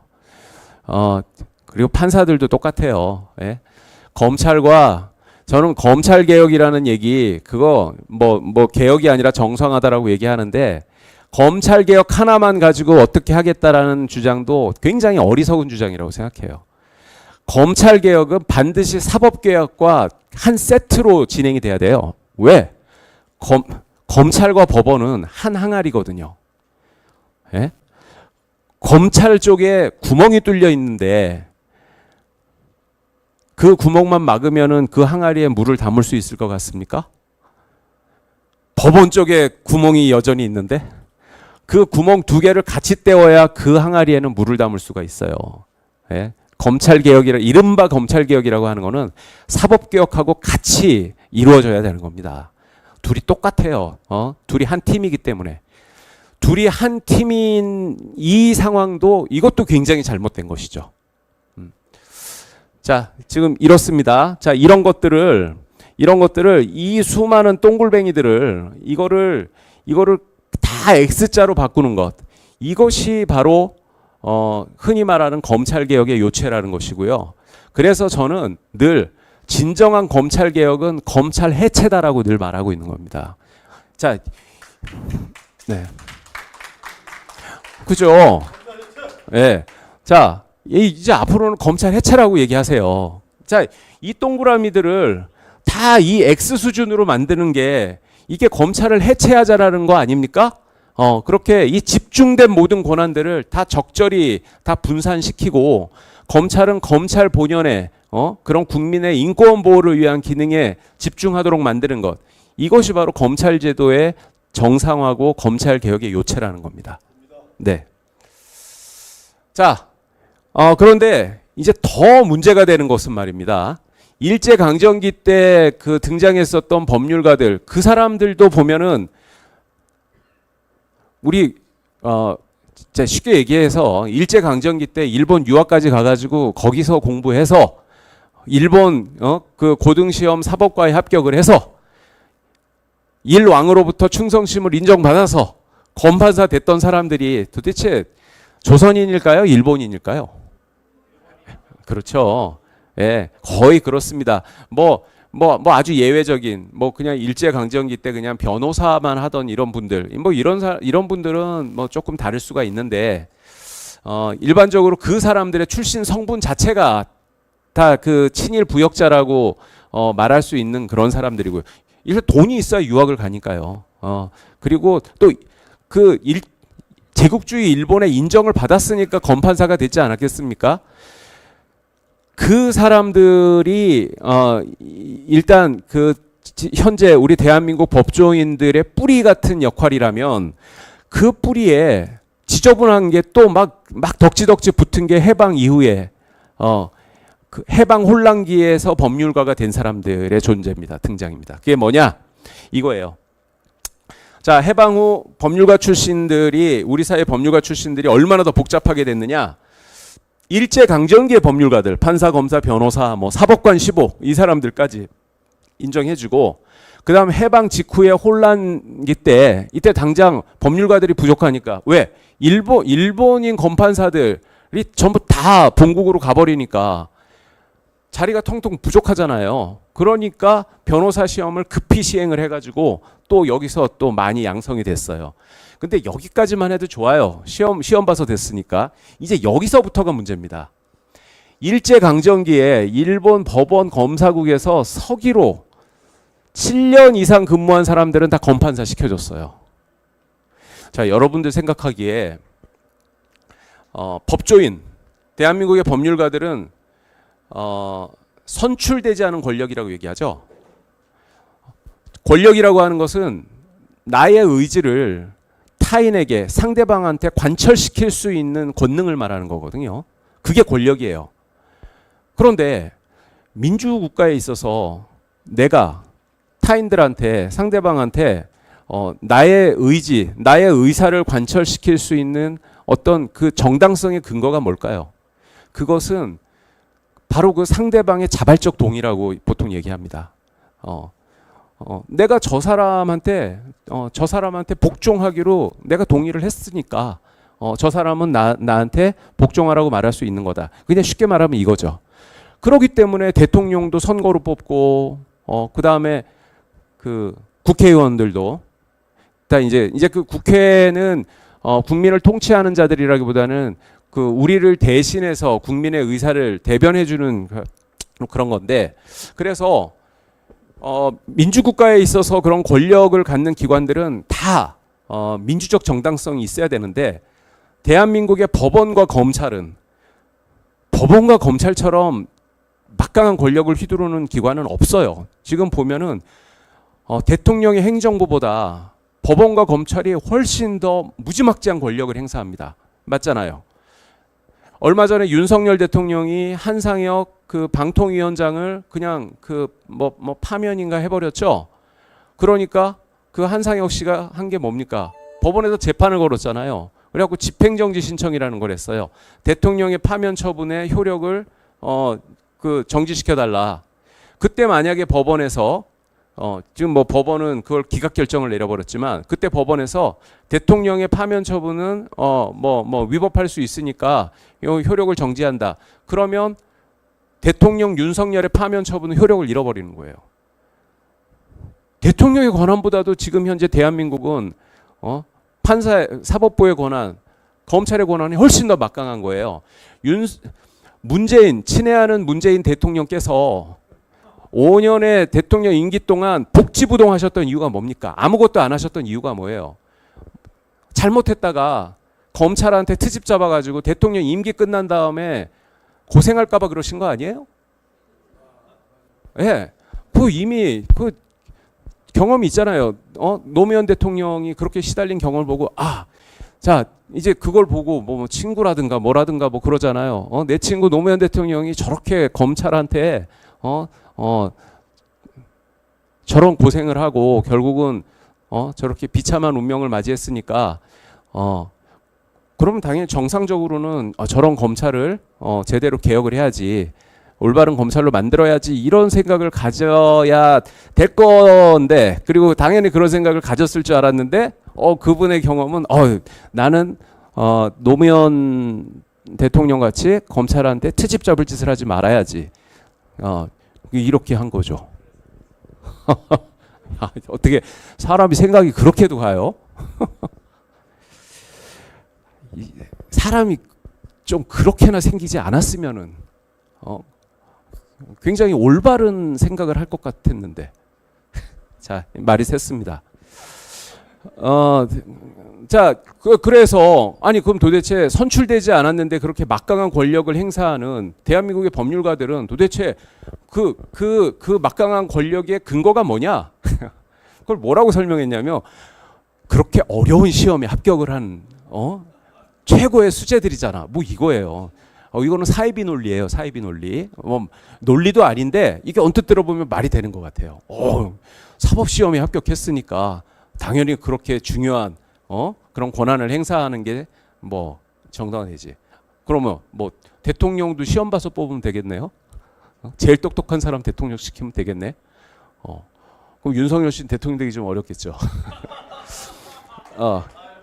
자, 그런데 실제 보면은 이 대한민국의 이 법조인들이 그렇게 어려운 시험을 봐가지고 합격한 사람들이 소수였다는 겁니다. 제일 많은 사람들이 이 사람들이에요. 일제강점기에 법원 검사국에서 서기로 근무했던 사람들. 뭐 이렇게 해서 뭐 된 사람들 엄청 많아요. 그 다음에 심지어 이거는 더 황당한 건데 1945년 8월 15일 날 우리 해방된 바로 그날 조선 변호사 시험 2차 필기 시험이 필기 시험이 그 치러지고 있었어요. 두 번째 날이었어요. 그때 갑자기 시험 감독관들이 사라져 버린 거예요. 왜? 아니 히로히토가 항복해 버리니까 시험 감독관들이 놀라갖고 그냥 도망가 버린 거예요. 그러니까 요 45년도에 조선 변호사 시험 요 필기 시험 치던 사람들이 요 감독관이 왜 안 들어와? 이렇게 된 거죠. 이 사람들이요 이때 데모했다는 거 아니에요. 이 사람들은 해방이 전혀 뭐 무슨 기쁘거나 그러지 않았어요. 내가 이거 시험 봐야 되는데 감독관이 없어지니까 어떡해요. 그래갖고 연자농성을 벌여가지고 이 사람들이 전부 다 그 일본인 그 시험 감독관들이 이제 빨리 그 본국으로 도망가야 되잖아요. 근데 이 사람들이 그 감독관들을 놓고 안 놔주거든. 그러니까 전부 다 합격 증서를 나눠주고 도망갔어요. 예. 그래가지고 이 1945년도에 이 조선 변호사 필기 시험 치던 사람들은 그냥 전원이 합격으로 처리돼가지고 이 사람들이요 입법회라고 보통 얘기를 하는데 엄청나게 많아요. 그런데 누가 이 사람들인지를 우리가 좀 찾기가 어려워요. 자기네들도 창피하니까 신분 세탁을 다 해가지고 곳곳에 다 숨어서 이 사람들 중에서는 뭐 대법관도 나오고 뭐 무슨 법원장 뭐 판사 이런 사람들은 숱하게 나오고 검사들도 나오고 뭐 그랬습니다. 그 다음에 이제 뭐 기타 미군정 사법요원 양성소 입소시험 합격자, 뭐 특별 임용자, 군 법무관 시험 합격자. 이 군 법무관 시험이 이거는요 우리가 알고 있는 군 법무관 시험이 아니라 옛날에 이제 해방 직후에 이제 군대에서 군 법무관으로 그 법무관 업무를 그 임무를 해야 되는 사람들이 필요할 거 아닙니까 장교들 중에. 그래갖고 그냥 임의로 법무관이 그냥 법무관 그 일을 했었던 그런 사람들이 있어요. 뭐 그 사람들이 시험 봐서 된 것도 아니고. 그런데 이 사람들이 이제 제대하고 나면은 아무것도 아니죠. 자기는 법률가가 될 수 없잖아요. 그러니까 이 사람들을 대상으로 해갖고 되게 형식적인 시험을 봐서 요 법률가 자격을 그러니까 제대하면 변호사를 할 수 있는 자격을 또 줬어요. 그러니까 이게 다 주먹국으로 다 법조인이 된 거고 이 사람들이 오히려 초기 법조인들 숫자에 거의 대다수였던 거죠. 여러분들은 속았던 겁니다. 대한민국 법조인들이 최고의 엘리트 집단이라고 하는 거 그것도 거짓말이었던 거예요. 내가 이렇게 적나라하게 말해도 되나? 근데 이제 언제부터 사법 시험이 뭐 시행되고 하면서 이제 이런 사람들은 다 없어지긴 했지만 근데 문제는 뭐냐? 이 사람들이 말하자면 우리나라 법조인들의 의식, 사고 방식 뭐 여러 가지 그런 좋지 않은 이러한 태도, 이러한 것에 DNA를 형성한 사람들이기 때문에 그래요.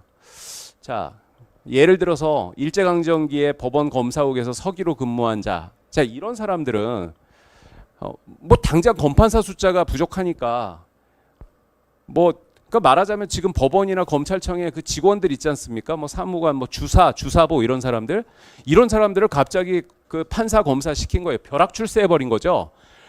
예. 이 사람들은 자기네들이 이런 출신에 대한 컴플렉스가 늘 있겠죠.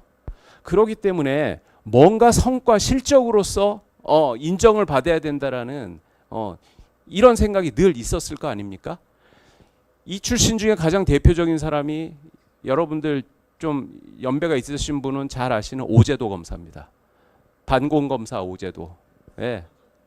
선우종원도 있고 그런데 선우종원은 조금 그 사람은 일제강점기 때 그래도 시험에 합격은 한 사람인데 오제도 검사는 그냥 요 법원에서 몇 년 그냥 일하다가 해방돼가지고 얼레벌레 검사 돼버린 사람이거든요. 그러니까 이 사람이 뭔가 성과를 내가 실적을 보여야 되겠다. 더욱이 오제도는 출신이 함경도거든요. 예, 해방이 되니까 그 월남한 사람이라고요. 그러니까 더더욱 더 그 이남에서 자기가 인정을 받아야 되겠다라는 이런 생각 때문에 숱하게 공안 사건을 만들어 버린 거 아닙니까? 숱하게. 자, 자 이게 마지막인데요. 해방 후 검찰이 선택한 길, 이게 무슨 뜻이냐면 앞서서 우리가 살펴본 바와 같이 일제강점기 때 법률가들은 대개 보면은 최고의 엘리트들이라고는 했지만 그 사람들은 해방된 국가에서는 반역자들이었어요. 그렇기 때문에 1945년 해방 직후서부터 48년 8월 정부 수립 전까지 대한민국의 법률가들은 전전긍긍했었던 겁니다. 우리는 어떻게 될까? 우리는 뭐 전부 다 뭐 벌 받고 단죄되고 처단돼야 되는 건가? 뭐 이런 생각을 했던 사람들도 많고, 그리고 또 어떤 사람들은 그나마 양심이 있었던 사람들은 반성을 하고 참회를 했어요.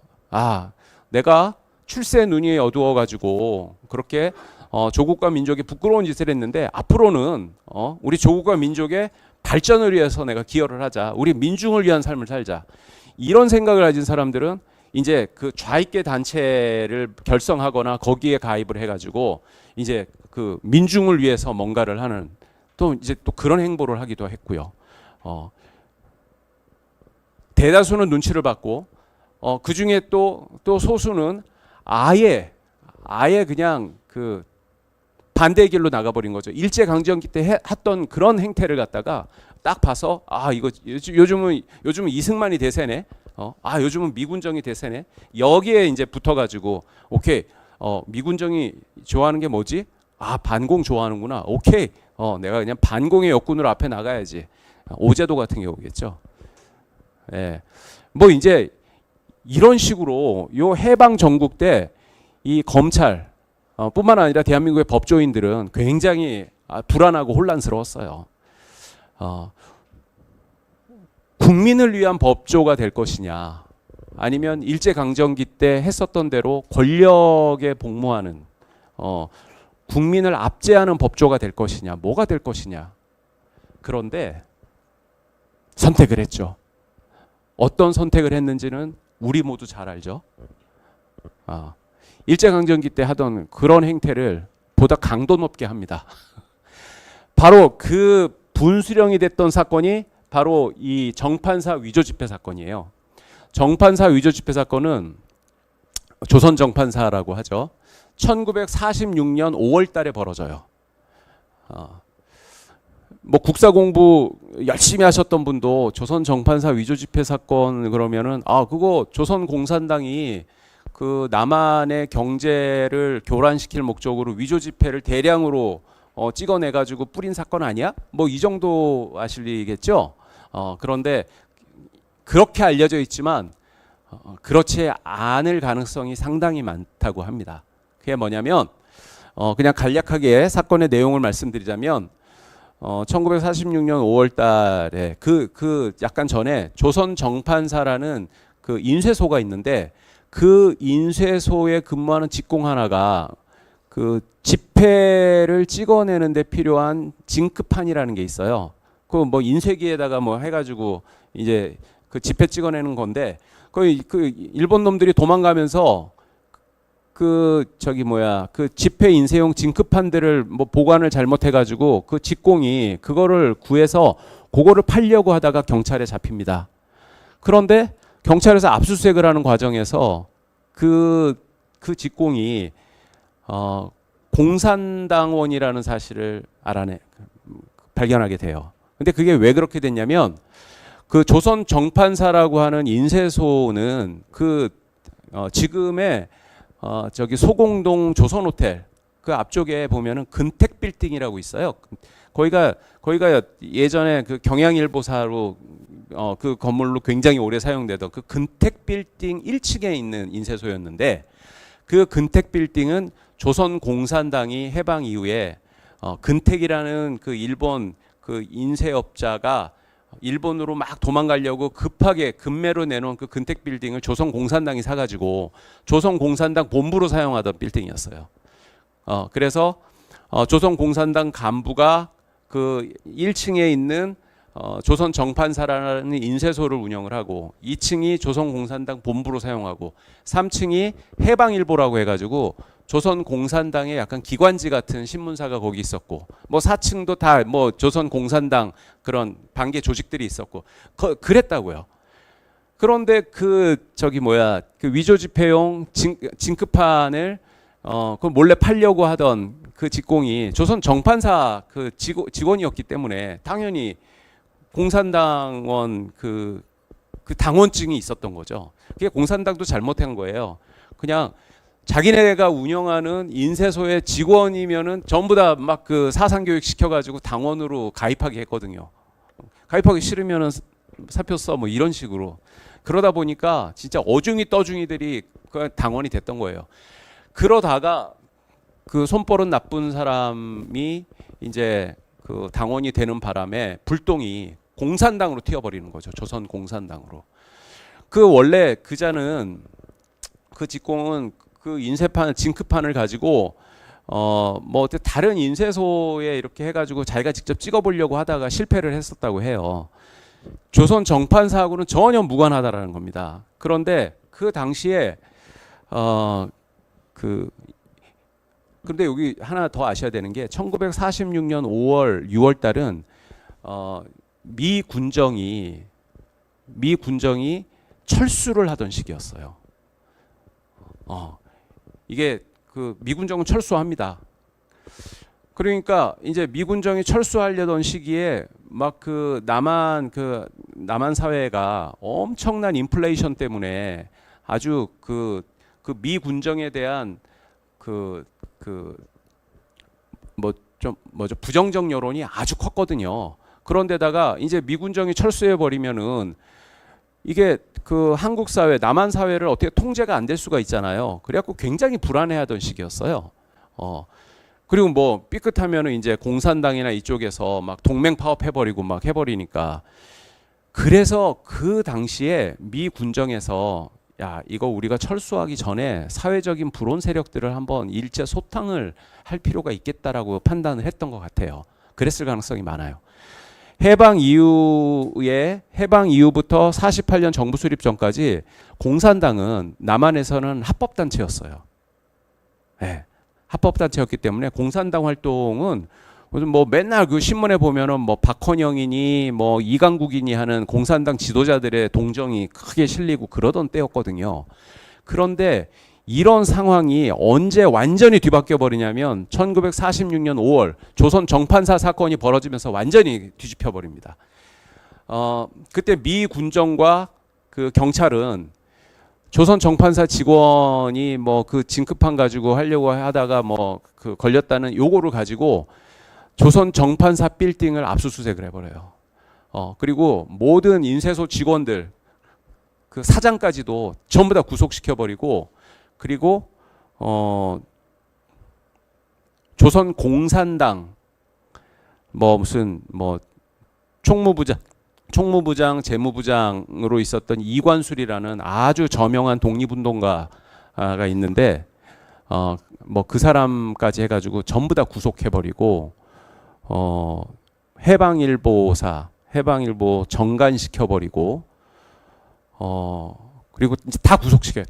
다 구속시켜버리고 뿐만 아니라 조선 공산당이 아닌 좌익 계열의 모든 언론사들도 다 정간시켜버려요.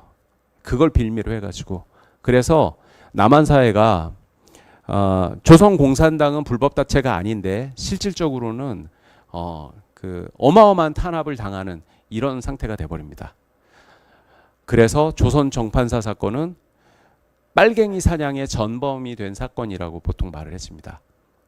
재판은 46년 7월 달부터 11월 달까지 4개월 동안 무려 30회의 공판이 진행되는 식으로 그렇게 진행되는데 이 사건의 재판장은 양원일 판사라고 이 사람도 함경도에서 월남한 사람이에요. 너무 편파적이고 고압적이고 일방적으로 재판을 진행해 버립니다. 이 피고인들이 열 몇 명이 되는데 그 중에 가장 그 주된 피고인은 누구겠습니까? 그 징크판을 훔쳐서 팔려고 했던 그자일 거 아니에요. 그런데 그 자가 고문에 못 이겨서 허위 자백을 했을 정황이 무척 많거든요. 한 60일 정도를 구금당하면서 두드러 맞았거든요. 그래 이제 그 사람이 법정에서는 아 내가 고문 때문에 허위 자백한 거다라고 말을 했음에도 불구하고 그 사람과 다른 피고인들의 재판을 분리시켜 버려요. 그 얘기는 뭐냐면 그 사람의 허위 진술 때문에 피고인이 된 사람들이 이 사람의 진술이 허위라고 하는 것을 이 반대 신문을 통해서 입증해낼 방법을 차단시켜 버렸다는 얘기입니다. 이거는 재판 절차상 말이 안 되는 재판이에요. 그래서 이 당시에 아주 저명한 변호사들, 아까 전에 제가 말씀드렸던 그 반성하는 일제시대 때 검판사 하다가 회개하고 반성한 이 사람들이 대거 요 피고인들의 변호인으로 지원해가지고 하는데 막 그 사람들이 이 재판장을 막 기피 신청을 하고 막 항의를 하고 막 이렇게 하는데 뭐 기피 신청은 전부 다 기각시켜 버리고 항의하는 변호사는 오히려 막 징계시켜 버리고 막 이 짓을 해버려요. 그리고 나서 일방적으로 전부 다 뭐 무슨 무기 뭐 징역 15년 막 이렇게 일방적으로 때려버리고 거기에 대한 항소도 그냥 위에서 일사천리로 전부 다 기각시켜갖고 형을 확정시켜 버립니다. 자, 이 사건은 이제 제가 짧게 좀 급히 마무리하겠습니다. 이북 출신의 그런 그 수사기관, 공안 수사기관, 그다음 미군정, 그리고 또 이북 출신의 그런 판사 이런 사람들이 이제 뭐 검찰도 마찬가지고요. 이거 되네. 아, 이거 해방된 나라에서도 이렇게 하니까 뭐 일제강점기랑 똑같네. 그냥 짜고 이렇게 하니까 그냥 되네. 이런 거를 이 사람들한테 학습시켜줬어요. 그래서 이 대한민국 해방 이후의 검찰이 오케이 하던 대로 하면 되겠네. 라고 이 길을 선택하게 만들었던 이러한 사건입니다.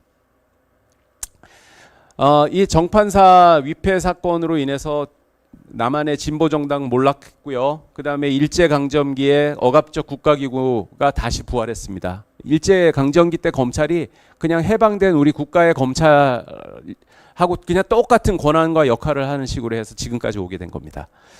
자, 그리고 이 정판사 위패 사건으로 인해서 한국의 반공주의는요, 낙인 찍기를 통한 반공주의 체제를 형성했다. 자, 이 정판사 위패 사건과 똑같은 형태로 모든 그런 간첩단 사건, 그 다음에 무슨 뭐 해가지고 뭐 빨갱이로 몰아서 죽이고 뭐 이런 일들이 너무나 많이 있었지 않습니까? 뭐 인혁당 사건이니 무슨 사건이니 뭐 해가지고 이게 다 그냥 낙인을 찍어서 빨갱이로 몰아가지고 죽이고 처벌하고 하는, 그래서 반공체계 우리나라를 반공주의 체제로 만드는데 시발점이 됐고 그 원형 이렇게 하면 된다라고 하는 그런 것을 만들었다는 의미가 있고요. 또 기억 조작을 통한 반공주의 체제의 공고화, 이게 뭐냐면 아까 전에 제가 말씀드렸잖아요. 정판사 사건 이거를 빌미로 해가지고 그냥 그 뭐 해방일보를 비롯한 좌익 계열 언론사들을 전부 다 정관 폐간시켜 버렸다고 했죠. 그러다 보니까 이 정판사 재판 보도는 전부 다 무슨 조선일보, 뭐 조중동 같은 이런 반공주의 계열의 이런 우익 언론에서만 보도를 하게 되는 거예요.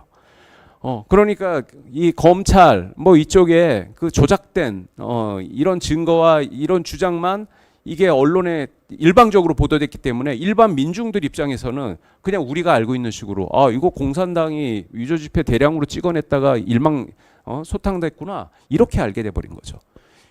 기억 조작을 통해서 반공주의 체제가 공고화됐다는 겁니다. 자, 이게 2시간으로 예정했는데 이제 20분밖에 안 남았네요. 자, 제 발표는 이 정도까지 하고요. 자, 혹시 이제 질문하실 분들 있으면 한번 제가 질문에 대해서 대화를 나눠보겠습니다. 감사합니다.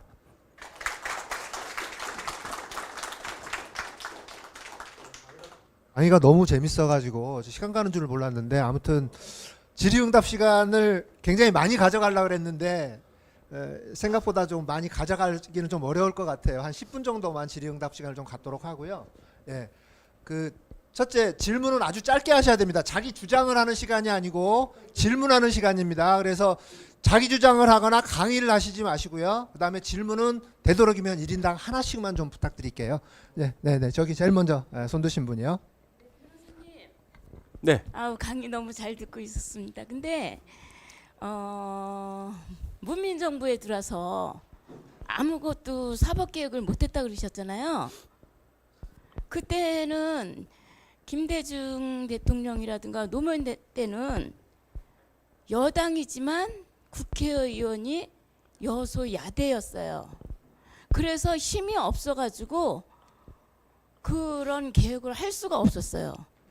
그렇지만 문 정권이 들어서는 초유의 절호의 기회가 있었잖아요. 180석이라는. 근데 그거랑 김대중 대통령, 노무현 대통령 때랑 문재인 거하고 같이 똑같은 맥락으로 그렇게 말씀하시면 안 되죠. 그때는 국회가 여소야대였기 때문에 힘을 쓸 수가 없어서 개혁을 못했거든요. 네. 네. 예, 맞습니다. 그 문재인 정부가 더 잘못했죠. 네. 네, 요건 이제 주장으로 생각을 하겠습니다. 뭐 답변 특별히 여기에 덧붙여서 답변하실 거 있으신가요? 예, 저도 공감합니다. 네, 네, 네. 네. 고맙습니다. 또 다른 질문 하실 분? 네. 예, 안녕하세요. 예, 저도 뭐 약속한 대로 짧게 하겠습니다. 이 강의에서 간단하게 요약하자면 이 검찰들이 확대 해석이라던가 조작 수사를 하잖아요. 대표적으로 뭐 위증교사라던가 그리고 뭐 이런 것들이요. 그리고 지금 사회에서 본다면은 이거 보신 적 있으십니까? 이 변희재 씨가 그 태블릿 조작 그거에 대해서 계속 일관되게 주장하셨고, 여기에 덧붙여서 송영길 전 대표도 그거에 대해서 긍정적으로 지지를 하는 입장을 나타내셨습니다. 전에 좌우 중도 합작 윤석열 타도 집회에서도 진보에서는 뭐 대표되는 김영민 목사라던가 그리고 안진걸 민생연구소장 그리고 서울의 소리 백은종 대표도 그거에 대해서 공감하면서 같이 집회를 하셨던 걸로 알고 있습니다. 변호사님께서는 그 변희재 씨의 주장에 대해서 어떻게 생각하시는지 여쭙고 싶습니다. 저는 변희재 씨 주장을 모르기 때문에 대답을 드릴 수가 없습니다. 네, 네. 네, 여기 네, 강의 잘 들었습니다. 그러니까 그 변호사님께서 말씀하신 것처럼 검찰이 정상화돼야 된다, 개혁이 아니라 정상화돼야 되는데 인지하지도 못하고 있다라고 말씀을 하셨다면, 그 정상화해야 하는 대상이 모른다면 우리 같은 일반 대중들이 이 비정상을 알아채고 그것을 정상화시키는데 할 수 있는 일이 어떤 것이 있을지 차근차근 작은 것부터 해가야 된다고 생각하는데, 그것이 무엇인지 그것 하나 하고, 그리고 이런 좋은 강의를 더 많은 사람들이 좀 들었으면 좋겠는데 그런 기회는 어떻게 만들어질 수 있는지 두 가지 답변 부탁드립니다. 네. 제가 그 질문이 나올 걸 예상을 했고요. 그리고 그 질문이 나오면 뭐라고 대답하지 하고 엄청 좀 겁을 먹고 있습니다. 정상화의 방법은 그거는 뻔해요. 이게 국가의 정부 조직, 국가기관을 리디자인을 해야 돼요. 그러니까 제2의 건국을 해야 되는 겁니다. 이제 그런 식으로 해야 되거든요. 그 민주당 정권, 문재인 민주당 정권 말기에 그때 무슨 그 검수완박이라고 해가지고 한바탕 난리가 났었잖아요. 그러니까 2개월 만에 검찰개혁 입법을 하겠다 이거였는데, 그건 말도 안 되는 짓이죠. 검찰제도 개혁이라고 하는 것은 그냥 검찰 무슨 뭐 검찰청법 뭐 그런 것만 몇 개 고쳐서 되는 게 아니라 관련된 법령들만 하더라도 막 2, 30가지가 한꺼번에 같이 고쳐야 되는 것이고 검찰 제도, 정부 조직, 그 다음에 기타 관련된 모든 국가기관들이 다 변경이 돼야 되는 거거든요. 그리고 그런 걸 하려면은 진짜 오랜 세월 동안, 오랜 기간 동안 거기에 대해서 굉장히 신중하게 검토를 하고 또 시뮬레이션을 해야 돼요. 이렇게 제도를 바꿔도 별 문제가 없는지를 한 다음에 아주 신중하게 바꿔야 되는 건데 그거를 하기 위해서는 진짜 최소한 뭐 선진국은 말할 것도 없고요. 이웃 대만이나 일본도 그 법조인 양성 제도에서 로스쿨 제도를 도입하는 것만 하더라도 거의 20년 가까이를 그 고민을 하고 토론하고 그랬대요. 우리나라는 하루아침에 바꿔버렸어요. 예. 하물며 검찰 제도 뭐 수사권 뭐 이런 거를 어떻게 2달 만에 한다라는 거는 이건 국민들을 기만하는 거죠. 예, 그래서 그렇게 하면 안 된다라는 거는 제가 분명히 말씀드릴 수 있는데 그러면 우리 평범한 시민들, 국민들은 그럼 어떻게 해야 되느냐? 사실 우리가 할 수 있는 일은 없죠. 할 수 있는 일은 없지만 하지만 그러한 일을 해야 되는 어떤 그 세력, 집단들이 그렇게 말도 안 되는 장난질을 하는 거에 대해서는 비판을 해야죠. 2달 만에 검수완박을 하면서 이게 검찰개혁이라고 말하는 이런 짓은 지금 장난하냐? 이렇게 비판하고 그리고 그런 짓을 하는 사람들은 다음번에 뭐 국회로 보내면 안 되는 것이고 뭐 그렇습니다. 이제 좀 그래야 될 거라고 생각하고요. 뭐 사실 이런 얘기들, 이런 생각들을 좀 많은 분들이 좀 알았으면 좋겠어요. 그런데 그거는 여러분들이 그냥 좀 주위 분들한테 퍼뜨려 주세요. 예. 퍼뜨려 주시고 그리고 저는 뭐 언제든지 불러주시면 뭐 제 생계에 생계 아주 크게 그 지장이 있지 않는 한 저는 달려가겠습니다. 네. 네.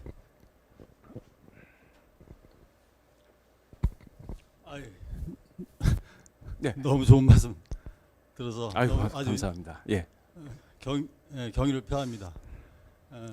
아무튼 저도 65년 살면서 대한민국의 이 사법 정의가 네.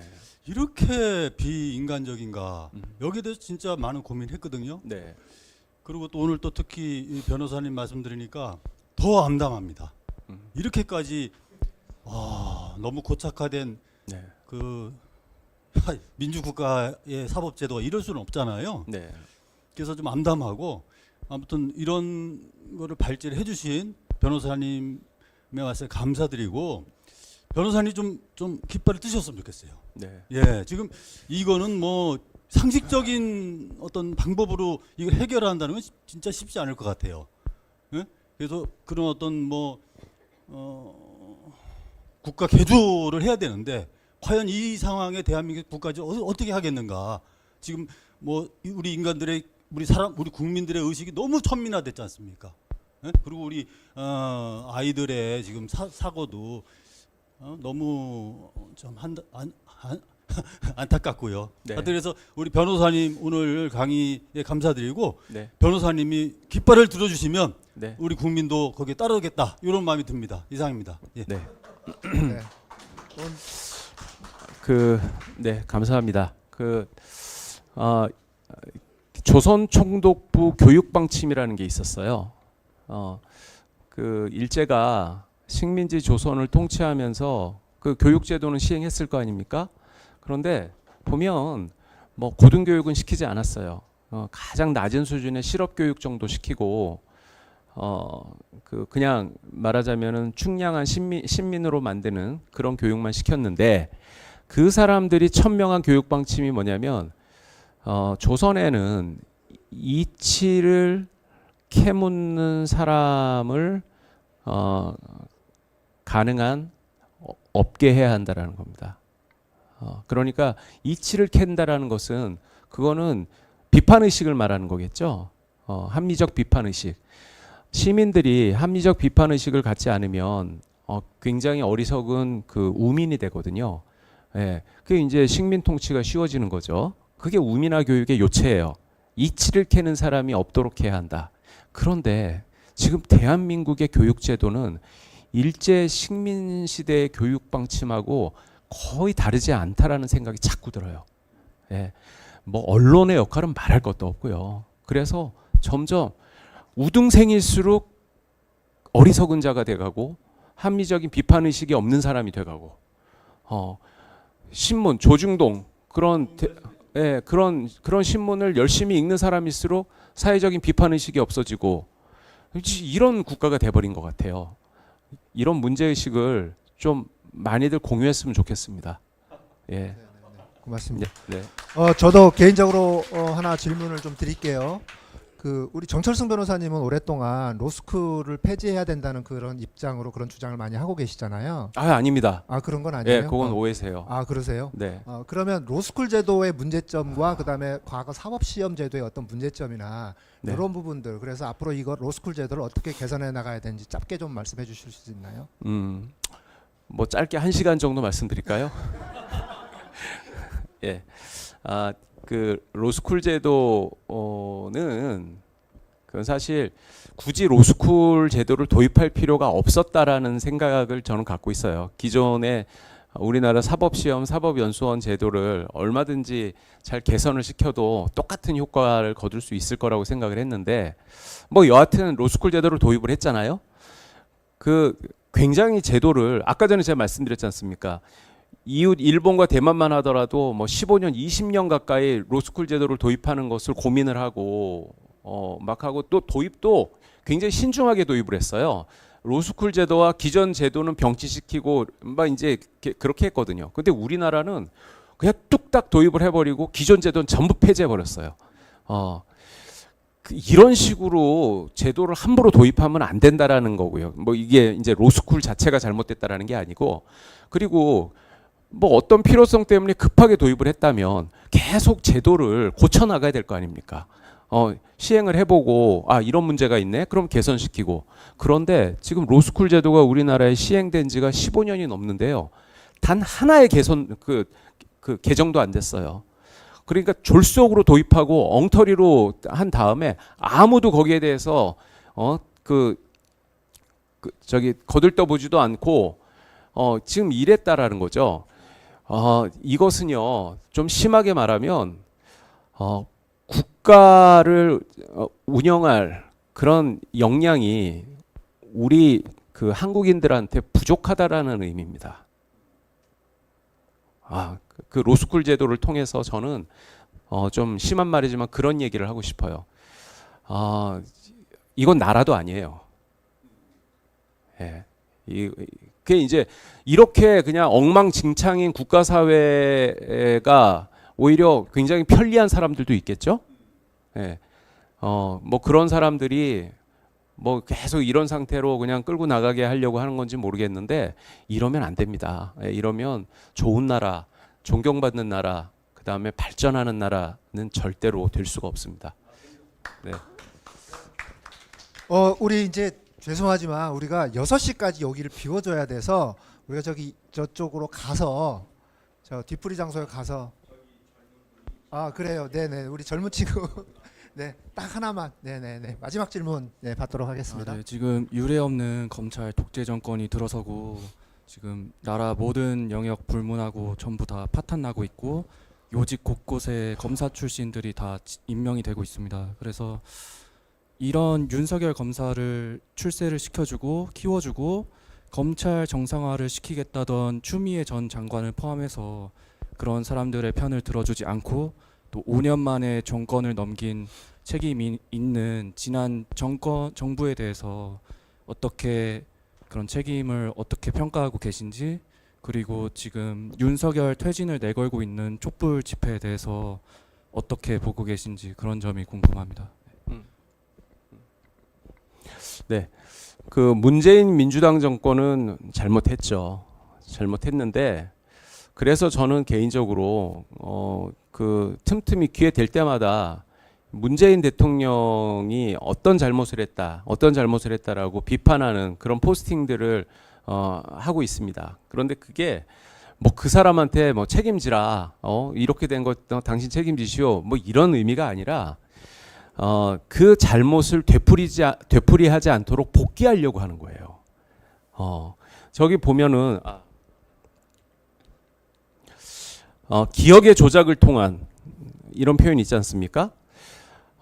지금 그 윤석열 정권이 너무 못하고 있기 때문에 문재인 정권이 거기는 굉장히 진짜 아주 훌륭한 정부였다, 이런 식으로 사람들이 기억의 왜곡이 벌어질 수가 있어요. 그러면 절대 안 되는 거죠. 예?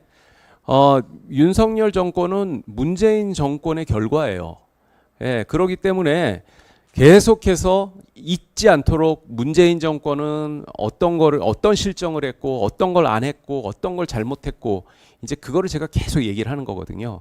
우리는 뭐 이 잘잘못을 뭐 누구한테 추궁을 한다, 그거는 사실 의미 없는 것 같고, 우리의 이런 어리석음, 실수, 정치인을 추종했잖아요. 우리 문재인 대통령이 다 생각이 있으시겠지. 저분은 신모 원료한 분이니까 믿고 기다립시다. 이 짓 하다가 윤석열 정권이 들어선 거 아닙니까? 이제 그런 짓 하지 않도록. 그게 사실 우리가 우미나 교육을 받은 결과일 수가 있어요.